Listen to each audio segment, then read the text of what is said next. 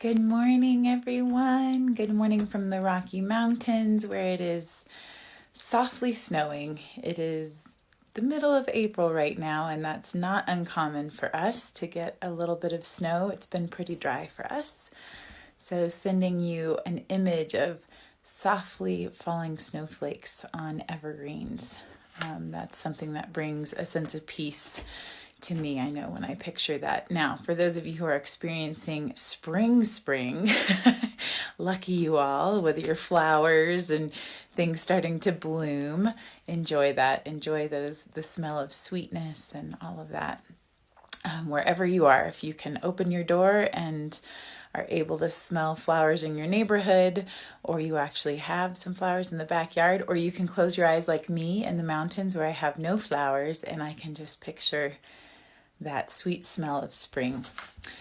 Hi, honey. Always my number one fan. Michael jumping on from Alma.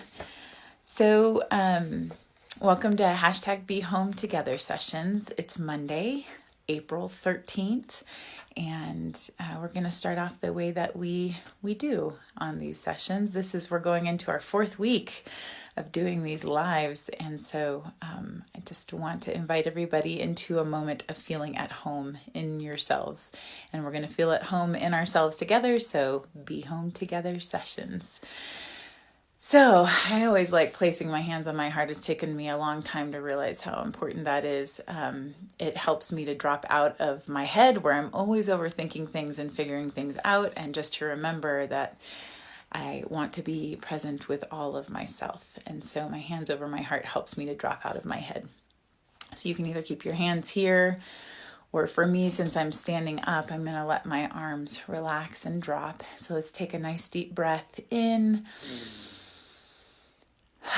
and just blow out any of that tension or efforting that we feel like we have to be carrying around right now. There's a lot to think about and a lot to work through each moment. Hi, Sherry. So nice to see you joining us live, not having to wait for your lunch hour. That's wonderful.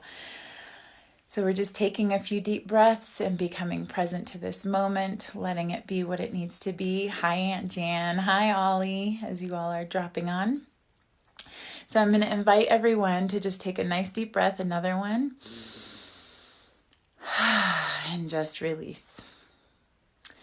And I'm going to go through the three things that we say together at the beginning of each of these. And you can call them what you would like. Hi, Crystal. Thank you for joining. But this is all about being home, right where we are in ourselves, exactly as we are in this moment, exactly as everything is presented to us in this day. And so I invite you all to close your eyes. If you are sitting in a chair, you can bring your hands to your heart. If you're standing, you can also do that if you want to, but otherwise just letting your arms rest at your sides and taking a deep breath. If you're in a chair, allow yourself to feel held. Let go of the sense that you have to carry yourself through the world right now, that you have to carry yourself through figuring everything out. Just let that go. It'll be there if you want to pick it up again in just a minute, but just let it go for right now and feel yourself being held. If you're standing like I am, feel your feet connecting to the ground and feel yourself being held. And go ahead and close your eyes and take a nice deep breath. And just as you keep deepening your breath, I'm going to go through the three things that we remember together each morning. I belong here. I belong in this moment exactly as it is. I belong in myself exactly as I am. I belong right in this family where I am, in this housing structure or space where I find myself in this moment. I belong here. I am ready. I am ready for what this day brings. I am ready for what is mine to work through. I am ready to grow. I'm ready to adapt and be flexible and learn as I go through this time. I am ready. I am not alone. I'm not alone because right where I am, love is closer than my very breath. I am not alone because I choose to be here in myself exactly as I am right now today, knowing that when I'm present with myself, I can hear the still small voice, directing me, keeping me safe, and helping me to grow through this time. I belong here. I am ready. I am not alone. Take another nice deep breath and just let those truths be present. And welcome yourself into this moment. Hi, Rebecca. Hi, Sue Ellen and Reagan and Beth, Lillian. Thank you all for joining. These hashtag Be Together, Be Home Together sessions are all about experiencing that deepest sense of home, of being right where we are in this moment. And each morning I read something. I have a poem that I want to share, and then a very short, what's called a story. But this poem, I am really enjoying being a part of a poetry workshop right now by David Whyte, who's one of my all-time favorite poets. I would never dream I could afford one of his workshops, but because of this time, he's offering a Zoom workshop that's very affordable, and it's 3 Sundays, and we just had our first Sunday. And he shared this poem that originally was called An Easter Blessing, but he has changed the title to The Blessing of the Morning Light. And I love that idea of newness every morning, the newness that morning offers us. Hi, Michelle. Hi, Kat. Thank you for joining. So this poem by David Whyte was written for his friend, another one of my favorite poets, John O'Donohue, who passed about 8 years ago.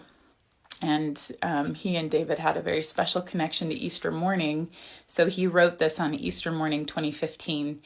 And he shared this poem. And what I love about it is that we've been talking a lot about darkness and allowing any sense of uncertainty, fear, concern to be that darkness that's more like the chrysalis, where we don't know what we're becoming together as a species. We don't know what even things, what the future holds for our jobs maybe, or our families, or what things look like with this quote unquote new normal that people keep talking about. And allowing that darkness to be the space of learning and growth and healing instead of needing to have certainty and fixity. So David Whyte wrote this about that darkness. The blessing of the morning light. The blessing of the morning light to you. May it find you even in your invisible appearances.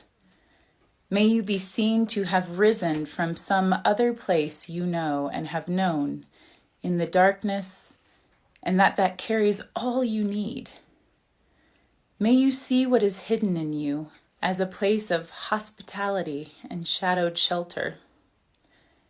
May that hidden darkness be your gift to give. May you hold that shadow to the light and the silence of that shelter to the word of the light. May you join all your previous disappearances with this new appearance, this new morning, this being seen again, new and newly alive. The blessing of the morning light to you. May it find you even in your invisible appearances. May you be seen to have risen from some other place you know and have known in the darkness, and that carries all you need. May you see what is hidden in you as a place of hospitality and shadowed shelter. May that hidden darkness be your gift to give. May you hold that shadow to the light, and the silence of that shelter to the word of the light. May you join all of your previous disappearances with this new appearance, this new morning, this being seen again, new and newly alive. And I love that he's talking so much about darkness, but for me, when I hear that poem, all I hear is just how much light is coming from that darkness. And I love the word shelter. He uses the word shelter twice in there. And it struck me when I heard the word hospitality that the word hospital is in there. And I was thinking about all of those folks who are working to care for people around the world right now that hospitality, that sense of selfless giving is a shelter to those individuals. And so just seeing that for everyone, that blessing of the morning light. So we have a couple more people who've joined. Hi, Todd. Hi, Angela and Sally. So nice to see you here. Thank you for joining.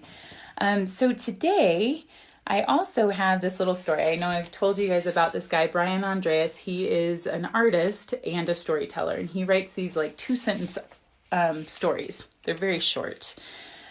But this is from his book called Everyday Angels, and he and Fia Sky, his partner, put this book together and then released it as an ebook for this period of time, actually, because he talks a lot about angels and how the angels talk to him, and they're usually sassy, or I love it because when I have angel thoughts come to me, they're usually like, are you sure that's what you want?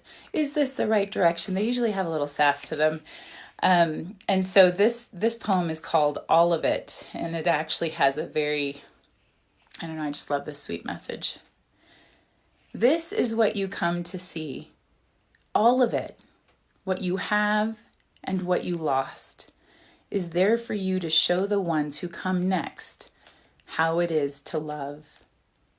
This is what you come to see, all of it, what you have and what you lost, is there for you to show the ones who come next how it is to love. And if that's what we can keep in our mind during this time, everything that we have, everything that feels lost, that all of it is so that we can show those who come next how love works, what it is to love, then all of this is for something very beautiful and healing for the world. So those are my thoughts for today. Thank you. Take with you what you will from all of that. But we will be on again tomorrow at 9:30 Mountain Time. And I wish you all a beautiful, beautiful day. May you find the crumbs of joy in between the lines of what everybody's working through right now. Be home together. Much love.